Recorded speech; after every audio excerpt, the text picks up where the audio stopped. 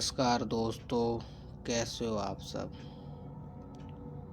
आपका स्वागत है फिर से एक नई कहानी के साथ। तो आइए, क्या थी वो कहानी बताते हैं आपको। मेरा नाम राज है। जो कहानी मैं बताने जा रहा हूँ वो मेरी कहानी है। मैं मुंबई शहर में रहता हूँ। वहाँ पर मैं एक इंजीनियर के तौर पे एक कंपनी में काम करता हूँ। मैं आज बहुत खुश था क्योंकि आज मुझे बहुत समय बाद ऑफिस से 1 महीने की छुट्टी मिली थी। तो इसलिए मैं अब अपने घर जाने के लिए तैयारी कर रहा था। मैंने अपना सारा सामान पैक कर लिया था और सामान पैक करते करते काफ़ी टाइम हो जाता है। तभी मैं घड़ी में देखता हूँ, अरे रात के 11 बज चुके थे। तो मैंने कहा अब मैं सो जाता हूँ। मुझे सुबह जल्दी जगना है और मेरी ट्रेन 10 बजे की है और मुझे स्टेशन भी जल्दी पहुँचना है।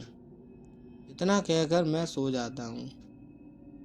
फिर सुबह होती है, मैं जल्दी से तैयार होता हूँ और ऑटो पकड़कर सीधा स्टेशन के लिए निकल जाता हूँ। फिर मैं अपना सामान ट्रेन में रखता हूँ और अपने घर राजस्थान के लिए रवाना हो जाता हूँ। एक दिन चलने के बाद मैं दूसरे दिन अपने घर पहुँचता हूँ और मुझे देखकर मेरे घर के सभी लोग बहुत खुश होते हैं और सब मेरे हालचाल पूछने लगते हैं। मम्मी कहती हैं, बेटा तू बहुत दिनों बाद आया है आज घर पे। मैं घर पहुंचता हूँ, सबसे मिलता हूँ। उस दिन मैं अपने गांव में घूमता हूँ, दोस्तों से मिलता हूँ, पार्टी सार्टी करता। पता नहीं चलता 15 दिन कब निकल गए। जब एक रात मैं अपनी छत पर टहल रहा था तो मुझे बचपन की बात याद आ गई कि हमारे घर में एक कमरा है जो कभी नहीं खुलता है। मैंने सोचा, तब तो मैं छोटा था, अब मैं बड़ा हो गया हूँ, क्यों ना उस कमरे को खोल कर देखा जाए, उसमें ऐसा क्या है जिससे वह कमरा इतने समय से बंद है। मैं घर में छत से नीचे उतरकर उस कमरे की तरफ धीरे धीरे बढ़ता हूँ। जैसे ही मैं उस कमरे के पास पहुँचता हूँ तभी पिताजी वहाँ आ जाते हैं और मुझसे कहते हैं, बेटा ये क्या कर रहे हो तुम, अभी तक सोए नहीं। मैं पिताजी से कहता हूँ, नहीं पापा जी, मुझे नींद नहीं आ रही थी, इसलिए मैं टहल रहा था। पापा जी मुझसे कहते हैं, ज़्यादा मत टहलते रहना बेटा, जाकर सो जाना। इतना कहकर पापा जी वहाँ से चले जाते हैं और मैं भी वहाँ से अपने कमरे में सोने चला जाता हूँ। रात के तकरीबन 2:30 बजे मेरी अचानक से आँख खुलती है और मुझे बहुत ज़ोर से प्यास लग रही थी। तो मैंने अपने टेबल के पास रखे पानी के गिलास को देखा तो उसमें पानी नहीं था। तो मैंने सोचा रसोई में जाकर मैं पानी लेकर पीता हूँ। मैं अपने कमरे से बाहर निकला और रसोई की तरफ बढ़ा। जैसे ही मैं रसोई में पहुँचा, पानी पीकर जब मैं अपने कमरे की तरफ लौट के आ रहा था, तो जो वो बंद कमरा था, जो कभी नहीं खुला था, उस कमरे से किसी की रोने की आवाज़ आ रही थी। तभी मैं अपने कमरे की तरफ ना बढ़कर उस कमरे की तरफ बढ़ने लगता हूँ और देखता हूँ कि वो आवाज़ उसी कमरे से आ रही थी। जब मैं उस कमरे के पास पहुँच जाता हूँ, तो वो आवाज़ कम हो जाती है और जब मैं और करीब पहुँच जाता हूँ, आवाज़ आना बंद हो जाती है। फिर मेरे मन में विचार आया कि मैं इस कमरे को खोल कर देखूं, इसमें कौन रो रहा है। और मैं उस कमरे को खोलने की कोशिश करने लगता हूँ, लेकिन वह कमरा एक ताले से बंद था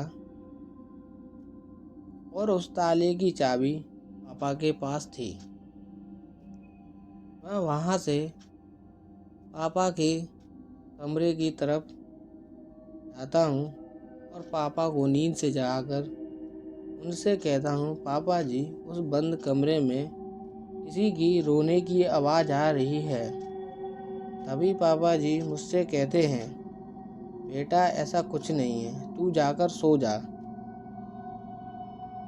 मैं पापा की बात नहीं मानता और उनसे कहने लगता हूँ कि आप मुझे उस कमरे की चाबी दे दो।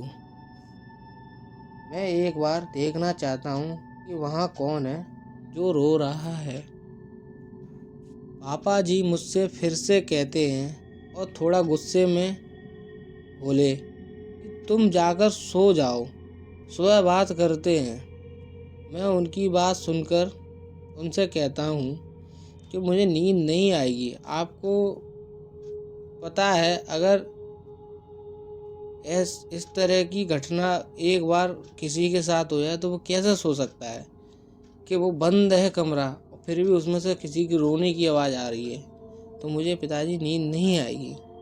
पापा कहते हैं, बेटा तेरा वहम होगा, मैं तेरे साथ चलता हूँ, देखते हैं किसकी रोने की आवाज़ आ रही है।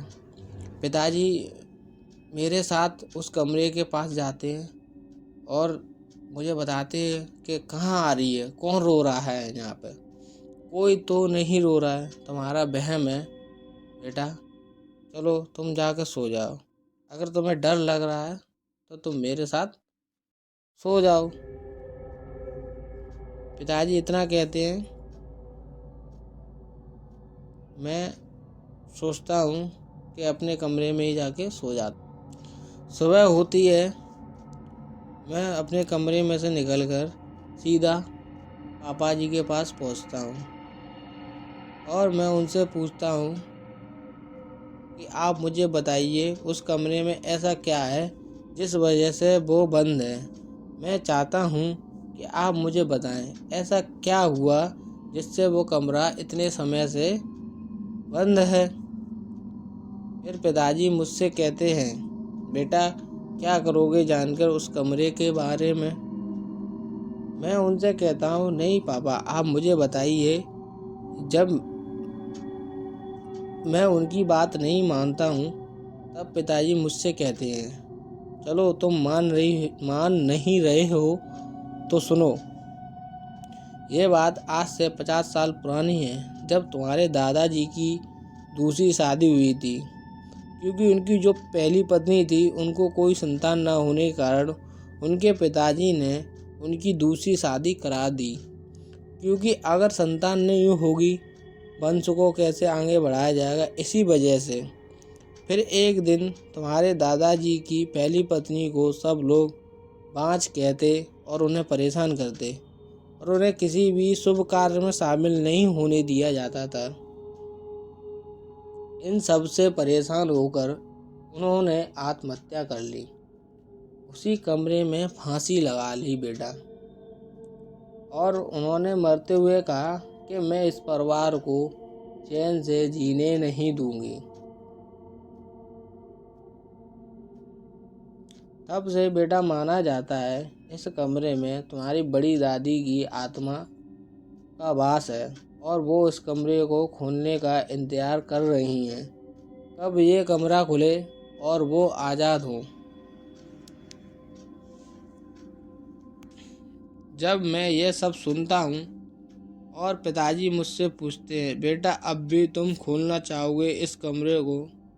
तभी मैं पापा जी से कहता हूँ, नहीं पिताजी, मुझे पता नहीं था इस कमरे का इतना बड़ा रहस्य है और उस दिन से मेरे मन में कभी ख्याल नहीं आया कि मैं उस कमरे को खोल कर देखूं।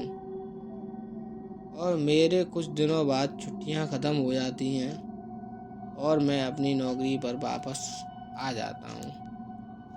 दोस्तों, ये थी कहानी, बस यहीं तक। मिलते हैं अगली कहानी में अगले सफ़र के साथ। ऐसी कहानी सुनने के लिए हमारे चैनल को सब्सक्राइब करें, बेल आइकन दबाएं, जिससे कि कोई नई कहानी आती है सबसे पहले आपके पास आए। तो इसी के साथ अलविदा लेना चाहूँगा।